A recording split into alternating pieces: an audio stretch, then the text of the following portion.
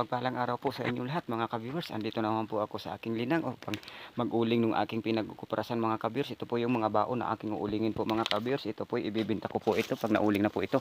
Ang uling po nito mga ka-viewers ay nagkakahalaga po ng 12 pesos to 14 pesos ang isang kilo dito po sa amin. Para po maiwasan namin pangan o sa namimili. Kaya nagpo-produce po talaga kami mga ka-viewers ng drum na aming pinag-uulingan. Ang halaga po ng drum mga ka-viewers na pinapag-ulingan po namin ng uling na bao is nagkakahalaga ng 800 to 1,000 pesos. Kaya ito po mga ka-viewers, magpo-produce po talaga kami nito. Ngayon, pag lumingas na yan mga ka-viewers, saka mo siya lalagyan uli ng panibago. Kasi kapag nilagyan mo ng nilagyan yan, hindi po siya halos mauling mga ka-viewers. Kapag nauling na po siya mga ka-viewers, ito po ang magiging sistema niya. Yan. Isa pong napakaganda pong uling, isa pong napakanuwal. Hindi po siya basa mga ka-viewers. Ang ano po nito mga ka-viewers, ang isang sako po nito naghahalaga lang po sa amin, yung isang bimig po na sako na sa feeds. Ito yung nagkakahalaga po ng 500 to 600 pesos. Ngayon po mga ka-viewers, katumbas po nito, ang isang sako po nito sa uling na kahoy, dalawang sako sa uling na kahoy, isang sako lamang po nito kapag bumili kayo.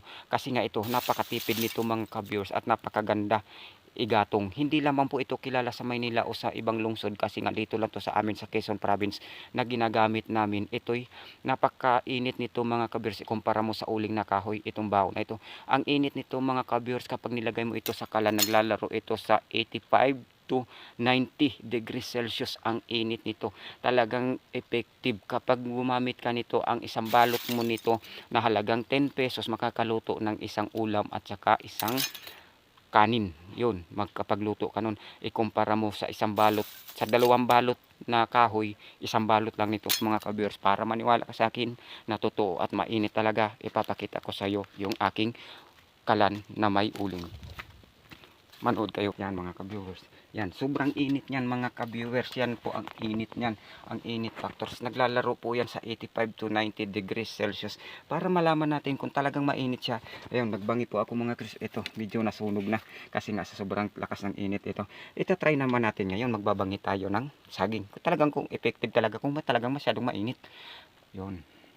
Yan. Grabe ang init mga ka-viewers. Yun. Nagbangi na lang ako mga ka-viewers kasi nga hindi ako, parang tinatamad ako magsaing ngayon kaya nag-ihaw na lang ako ng saging. Kasi dito sa amin sa Quezon, napakaraming saging.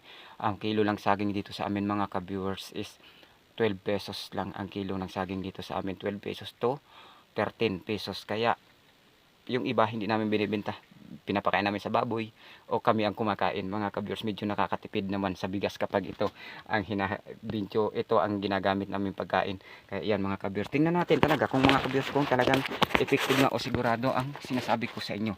Ngayon mga ka-viewers, ititihaya natin yan. Yan ang resulta niyan. Kaya napakatipid yan ka-viewers, napakainit kumpara naman sa ibang uling. Yan. Masyadong agad mainit mga ka-viewers.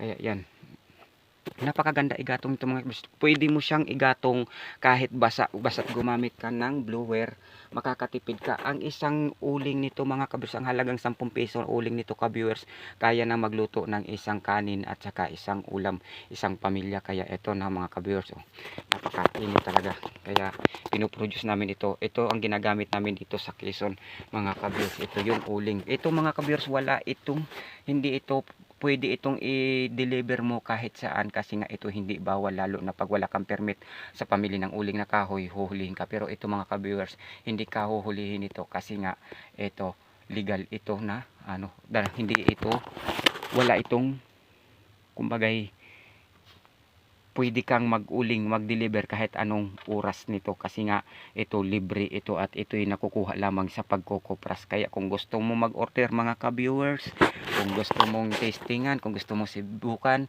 i-PM mo ako mga ka-viewers dahil ang isang sako nito mga ka-viewers naglalaro lang sa 550 to 600, parang ganun lang.